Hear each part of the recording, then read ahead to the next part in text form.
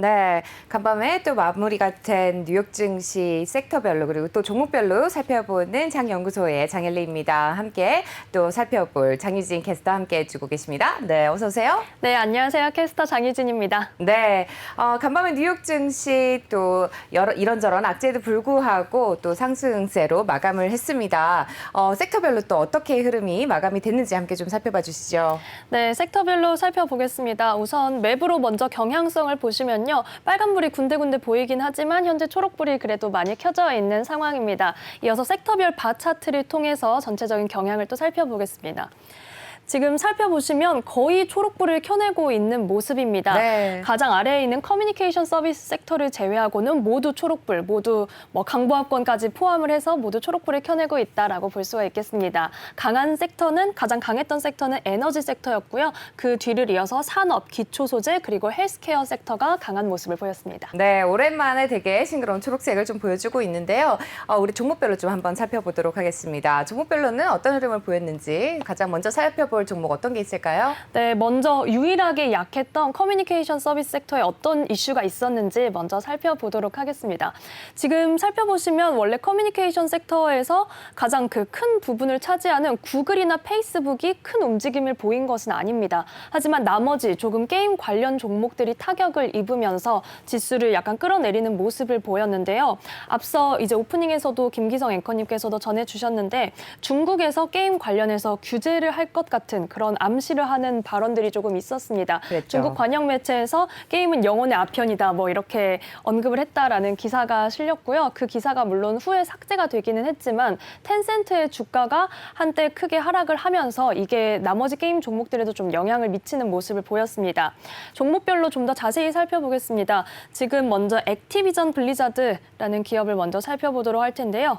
네, 액티비전 블리자드 면적이 크지는 않지만 빨간색이 워낙 선명하기 때문에 저희가 살펴봐야 될 것 같습니다.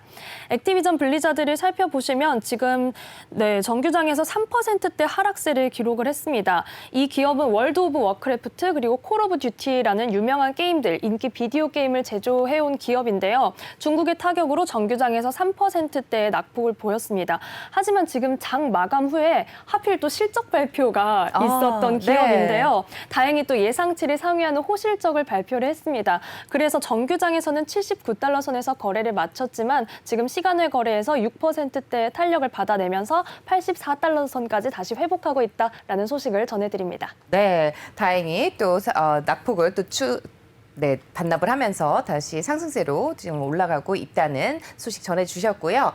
지금 액티비전 블리자드 얘기해 주셨는데 그리고선 또 우리가 살펴볼 업종, 우리 아무래도 이제 간밤에 국제유가가 밤 10시까지 굉장히 큰 폭으로 또 하락을 하는 흐름을 보여주다가 다행히 70달러 선이 무너졌다가 다시 올라왔어요. 에너지주 쪽도 또 확인을 해봐야 되지 않을까 싶은데요. 네, 유가가 간밤에 조금 타격을 입었지만 그래도 말씀하신 것처럼 다시 70달러 선 위로 올라오는 모습을 보였습니다. 에너지 섹터는 여기에 크게 타격을 입거나 하지는 않은 모습입니다. 다행히. 그리고 또한 기업들의 실적이 조금 더 주가에는 영향을 많이 미쳤는데요.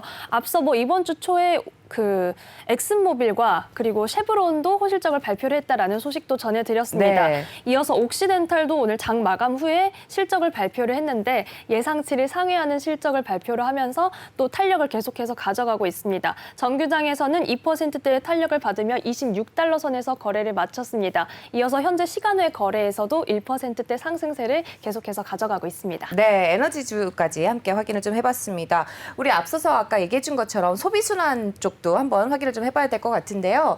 소비순환 쪽에서는 어떤 종목을 확인해 보면 좋을까요? 네, 소비순환제에서도 이제 식당이나 체육관 관련 종목들, 식당 종목들을 좀 살펴볼 텐데요. 네.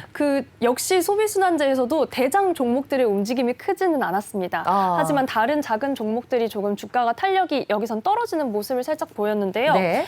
미국에서 지금 16일부터 실내에서 식사나 운동을 할 때 백신을 접종했다는 증명이 필요하다. 이렇게 지침이 새로 나왔습니다. 있습니다. 이 소식이 전해지면서 식당, 레스토랑 관련 종목들이 조금 약한 모습을 보였는데요.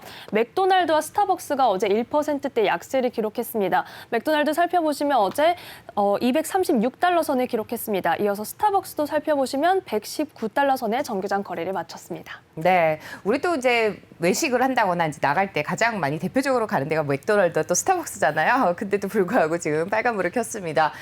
우리 진짜 어제장이었죠. 정말 오랜만에 삼성전자와 또 SK 하이닉스 굉장히 좋은 흐름을 좀 보여줬는데 반도체 주가 좀 확인을 좀 해봐야 될 것 같습니다.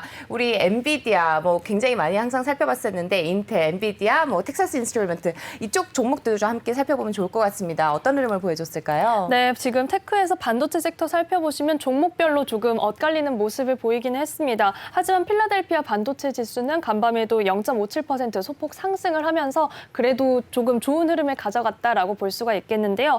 우선 엔비디아 관련 소식을 전해드리면 뱅크 오브 아메리카에서 목표가를 상향했다라는 소식이 전해져 있습니다. 어제 주가에서 큰 흐름을 보이지는 않았지만 우선 목표가를 225달러에서 250달러로 상향했다라는 소식이 전해져 있는데요. 이런 상향의 요인으로는 가상화폐 관련 제품의 수요가 급증한 후에 주가의 어떤 변동성이 커질 것이다라고 분석을 하면서 목표가를 상향을 했습니다. 정규장에서는 198달러 선의 거래를 마쳤습니다. 네, 이어서 AMD도 한번 살펴볼 텐데요.